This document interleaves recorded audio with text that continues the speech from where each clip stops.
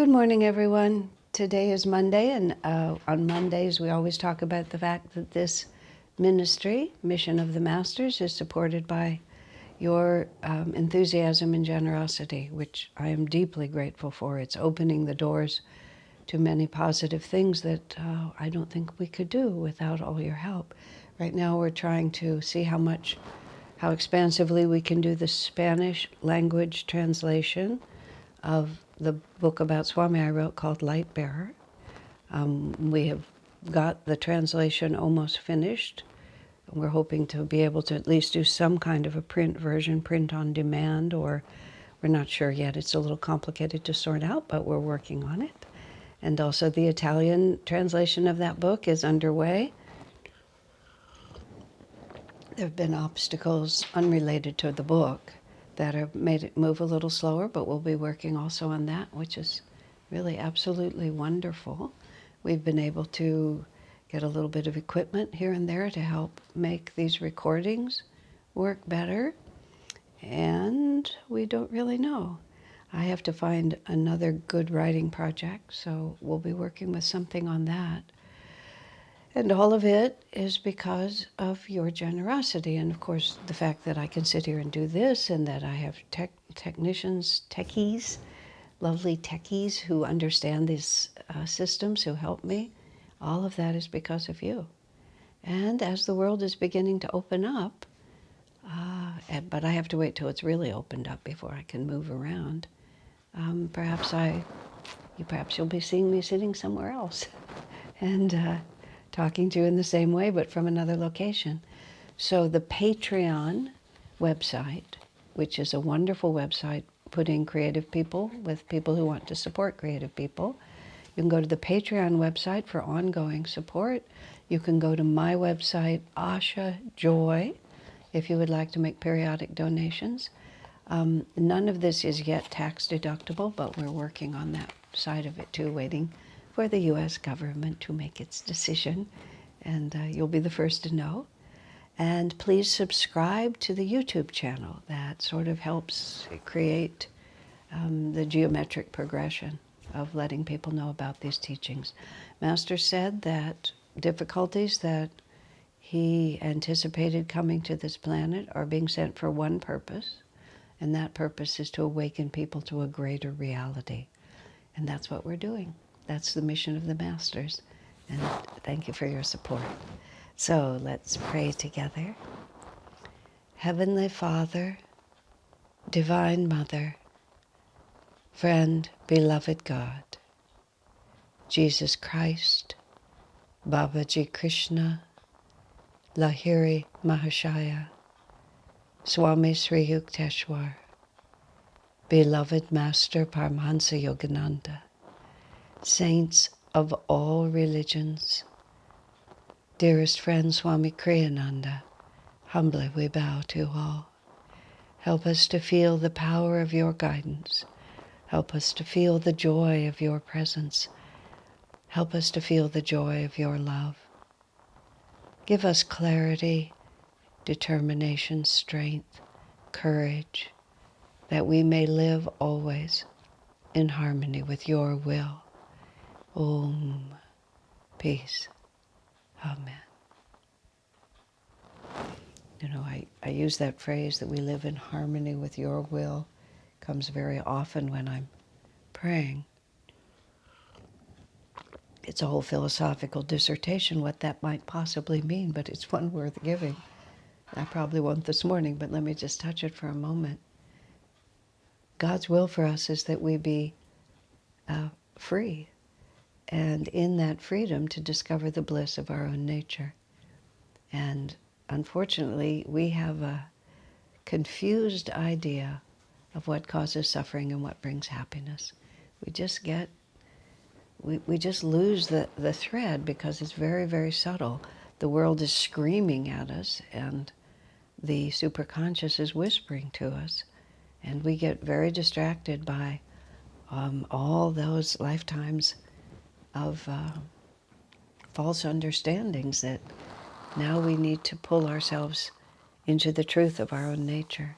It's very complicated. I mean, it's very subtle, like at the time at which we suddenly begin to understand and follow a path which can look so different from what other people are pursuing, and to follow it just with confidence, knowing that I know what I'm doing in this. I'm of an age now where people's, where retirement is something that people talk about. My focus shifts, but I'm not pulling back from the active involvement with serving the mission of the masters. But what was I wanting to? How do I want to put it? I made choices when I was in my early 20s that were a bit radical in terms of just stepping away from the trajectory that would have been expected of me.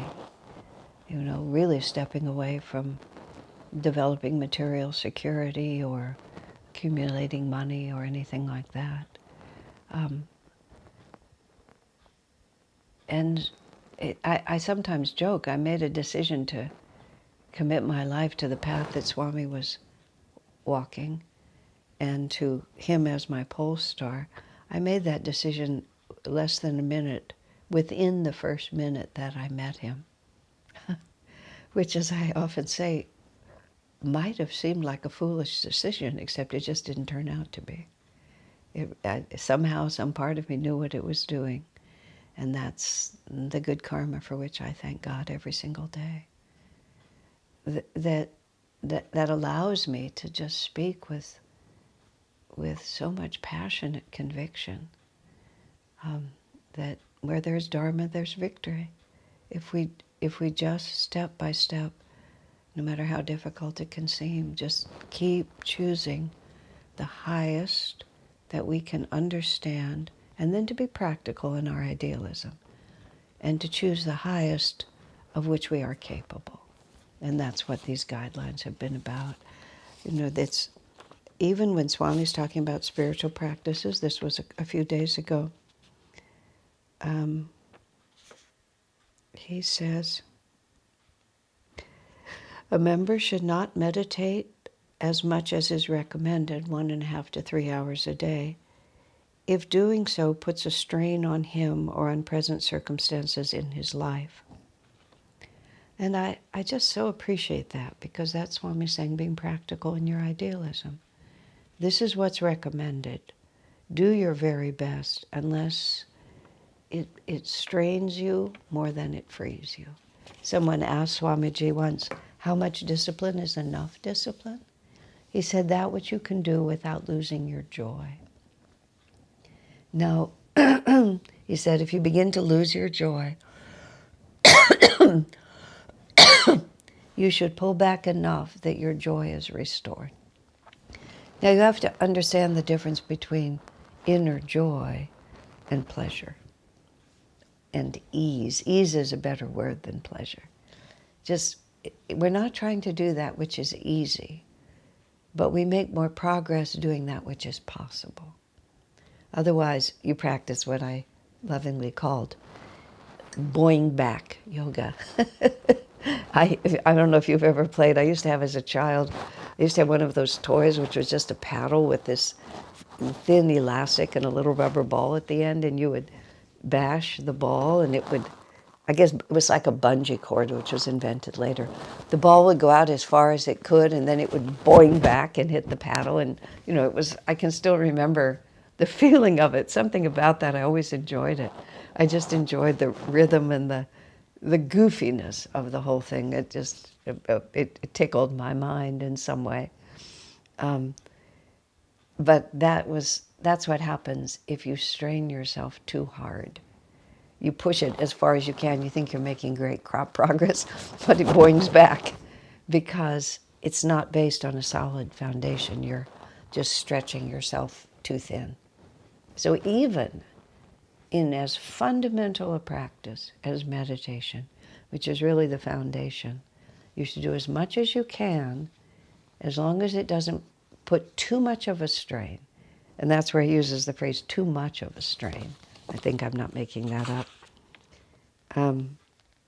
No, he said, so long, however, if doing so puts a strain on him or on present circumstances. He doesn't even say too much of a strain. He just says a strain. So that's what we're working with here. So let's go to, and when we talk about God's will is that we gradually expand our consciousness until we are aware of Divine Mother's omnipresent love. That's God's will for us. It's really not complicated. It feels very, very complicated, but it isn't. That's what God wants for us. He wants us to be happy. I remember when I was in one of my more psychologically twisted moments, Swami saying to me, pleading with me, he said, Asha, God does not want you to be unhappy. He said, that's something you're imposing on it.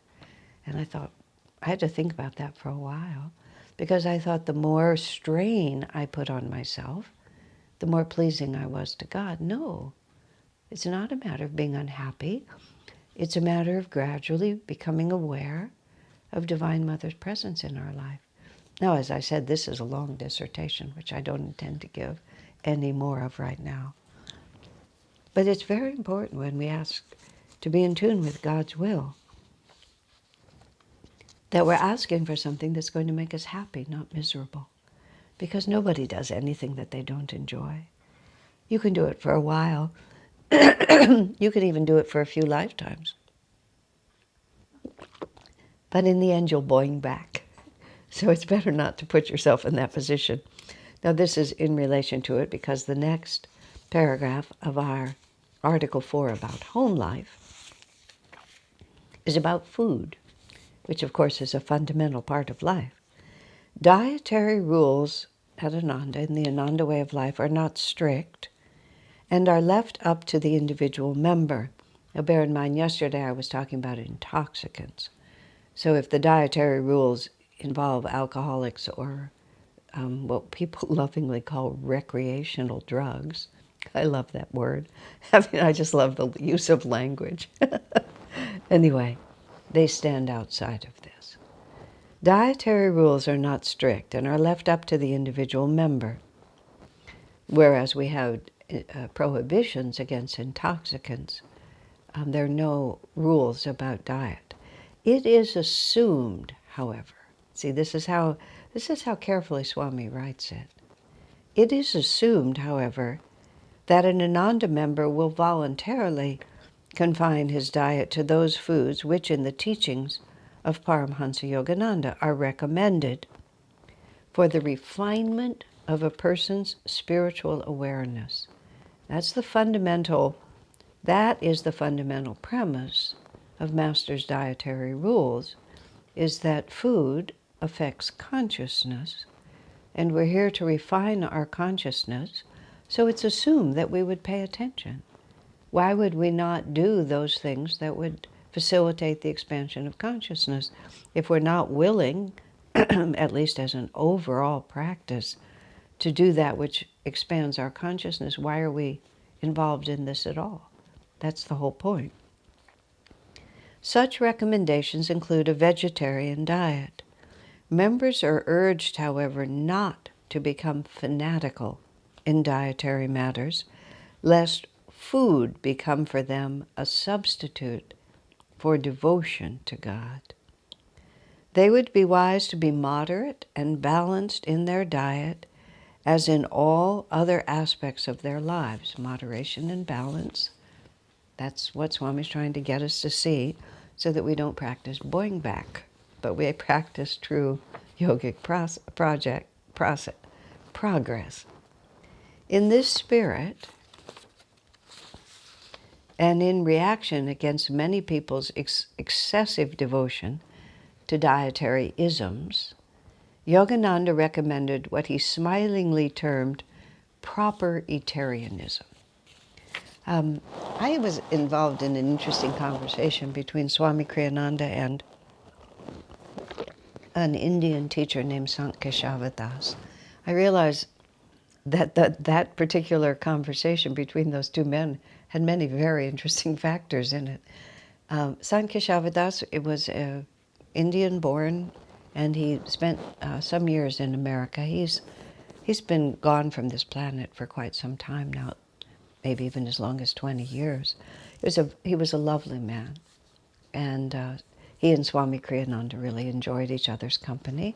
He came to visit us at Ananda village, I believe on more than one occasion, and Swamiji and sometimes I was with him, saw him also in San Francisco and various other places. On this occasion they were there. I probably cooked lunch because we were all sitting at the lunch table. This is the visual memory I have of this conversation. And let's see, they were talking about diet. They were talking specifically about this very point. Sankishavatas was a bhakti. He was very devotional in his approach. And he was also a wonderful musician. And he would tell the stories of Krishna and from the epics, and then he would talk, and then he would illustrate it with a song, and then he would talk again. It was always a delight to be with him. So he was very devotional in his approach, and they were talking about the progression of the ages on this planet from the grossest Kali Yuga, which we've just come out of, through Dwapara on to Satya Yuga. And one of the things they were talking about is the difficulty, what Sanji was saying, Sanji is how he was called, what Sanji was saying was that this age is too gross. It's too heavy. The material aspect of life on this planet right now is too gross to be seriously affected by just a little bit of physical purification. And they were saying that in a higher age, like in Satya Yuga, where the force of materialism is so much lighter on the planet as a whole, a little bit of physical tapasya, a little bit of fasting, a little bit of physical purification can move you toward the spirit. It's much more efficacious because the material hold is so much slighter that just a little bit of effort on our part and we can push a lot of it aside. But in this age, and this meaning all through Dwapara, the force of materialism is just too great. And so the way out of it is devotion. That only devotion has the power to really break the material ties. Merely shifting our diet a little, purifying the body a little, just the gravity is just too strong. It was a very interesting point because it's not like these practices don't have some effect. It's just not the right age for them. Isn't that interesting? And see, this is why the masters return again and again with a new message. When Jesus was the avatar to the Jews, in Kali Yuga descending, the nadir of Kali Yuga was 500 AD. So the whole of Jesus' incarnation, and for 500 years afterwards, things just kept getting worse on the planet, which is why the new Christians simply removed themselves completely from society. They went out and lived in the desert, they lived in caves, they lived in secluded monasteries, sequestered, cloistered monasteries, and that tradition endured for a long time even after we crossed the nadir of Kali Yuga, but there was simply no point in dealing with society as a whole, and there was no way that almost anyone could be deeply dedicated to God and live in the midst of that material society. It was just too heavy. But the strange thing you see that's happening now is that those kind of sequestered and cloistered monasteries are decimated. I mean, it's a crisis that the Catholics, which are the main ones who are the proponents of that the Catholics aren't really talking about, but they have these very large monasteries, and they're not getting any vocations. Vocations means young ones who are called to it. These nunneries that are set up for there to be a young generation taking care of the older generation. It's a huge crisis because very few young women and very few young men are wanting to go into these lifestyles. But it's not because they don't want to be spiritual. It's because they feel that the real place to express spirituality is in the center of ordinary life, because we're moving up.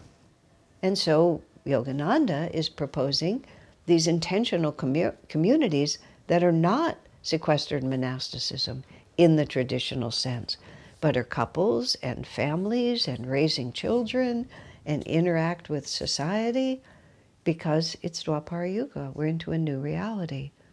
So on this side, when we start talking about dietary things, that's why Master, if it would help us spiritually, Master wouldn't shy away from asking certain sacrifices of us.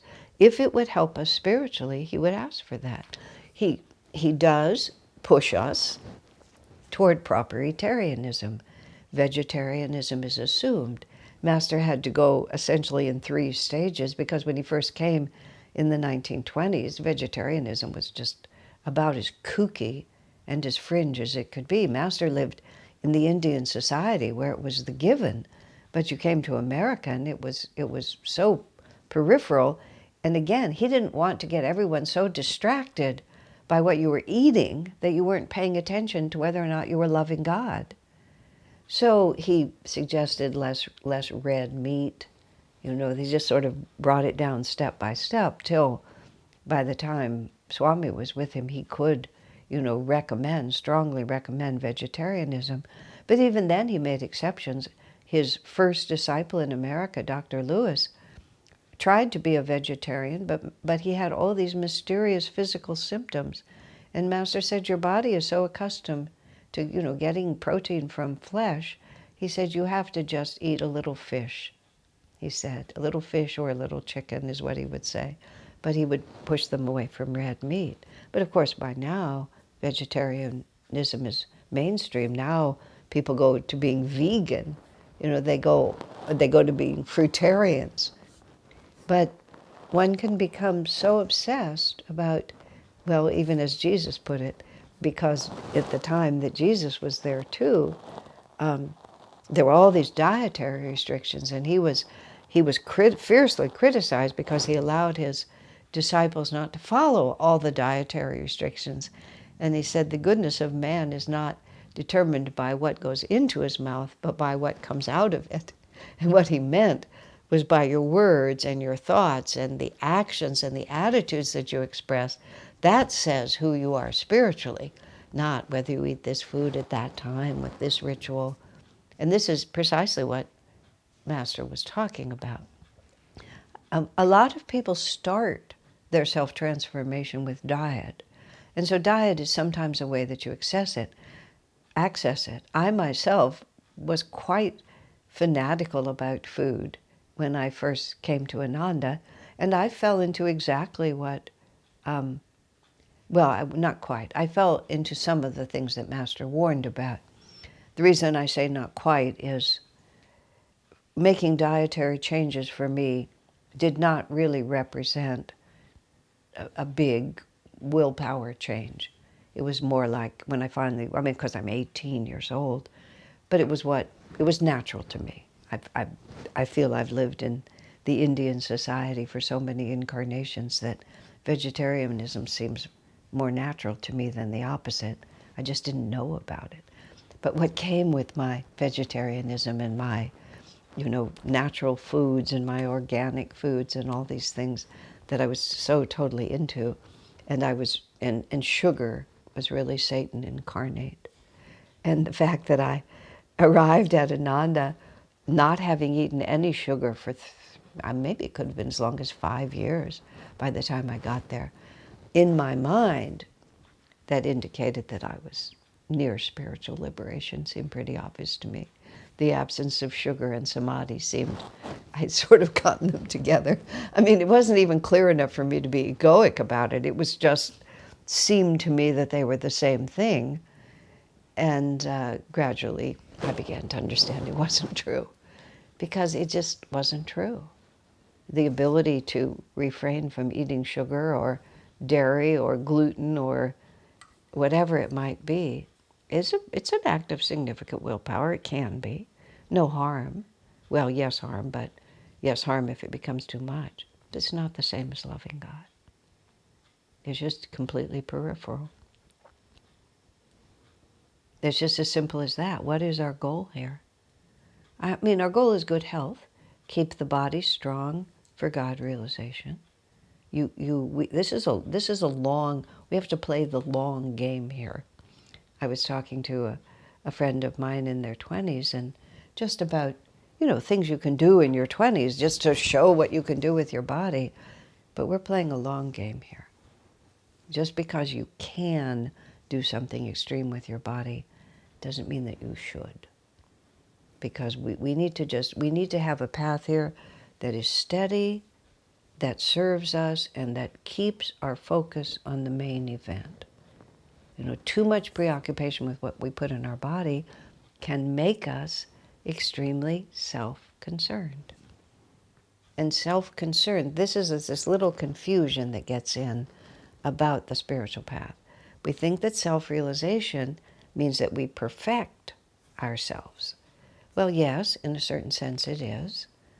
But we perfect ourselves by forgetting ourselves, by forgetting the small self in the joyful contemplation of the greater reality to which we belong. This is where selfless service has a very expansive effect on our consciousness. When we are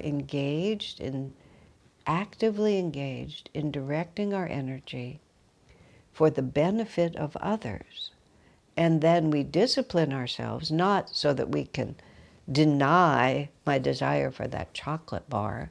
I've managed to resist that chocolate bar. Okay, it may be a very helpful thing for you. Depends on what your karma is, how strong these desires, how much they distract you from your higher calling. Karma is personal. But when I discipline myself because I can really serve and uplift someone else, I can redefine my reality as to simply, so that when I arrived at Ananda, I thought I was saintly because I didn't eat sugar. But in the great scheme of things, that's nice. But how does it really help the world for me to do that? I didn't necessarily love God more for restraining sugar. My whole point of view was about sugar. But what I gradually learned was that when my point of view became, how can I serve? And interestingly, Swami slid me into the kitchen because I was already so interested in food that I was very able to follow that. But then my focus became, how can I feed these people? How can I take care of them? How can I provide for them what they need? How can I be part of creating beautiful celebrations? How can food become an expression and a service of our community and of our love for one another? And I became totally absorbed in that. And then I began to understand what real happiness was. Real happiness was when I wasn't thinking about me. And I continued to follow a good diet. I've done that for the last 50 years just because, why not? Because I want to have dynamic, good energy. But it's not so that I can say, look at me, I have dynamic, good energy. It's so that I can serve. So proper Eatarianism, whatever that might be for each one of us, lifts us and moves us in the direction of being able to expand and to give. That's what we're looking for. And one of the great difficulties, and believe me, I've seen this firsthand, when we become so obsessed about our own diet, instead of liberating us from self-concern, it wraps us up in it ever more tightly. When Jesus was asked, how can you tell a true prophet from a false one? His answer was very simple. By their fruits ye shall know them. This is what he said. A good tree gives good fruit, a bad tree cannot give good fruit. So when we look at any potential spiritual practice for ourselves or for when we observe it in others, what is the fruit? What is the fruit of that? Do we see the light of the divine shining in our eyes or in the eyes of those who practice it? Do we see an expansive, self-forgetful spirit of giving? That's the good fruit that we're looking for. That's how proper Eatarianism or proper anything is measured. By their fruits you shall know them. What is the result of this in my life? And is that the goal that I'm truly seeking? God bless you, my friend.